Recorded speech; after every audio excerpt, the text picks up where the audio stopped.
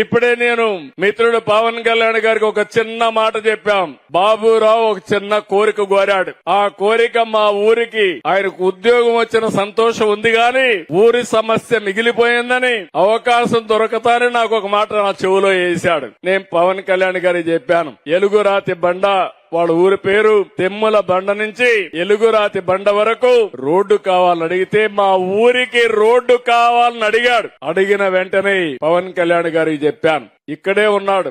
ఎంత కమిట్మెంట్ తో పనిచేస్తున్నారో ఇది ఒక ఉదాహరణ మాత్రం. ఇమ్మీడియట్ గా 3,90,00,000 అవుతుంది, తెప్పించాడు. ఈ రోజే ఇంటికి పోతానే శాంక్షన్ కూడా చేసి పని కూడా ఇమ్మీడియట్ గా ప్రారంభిస్తారు. ఇది కూటమి ప్రభుత్వం యొక్క కమిట్మెంట్ అని అడుగుతున్నా.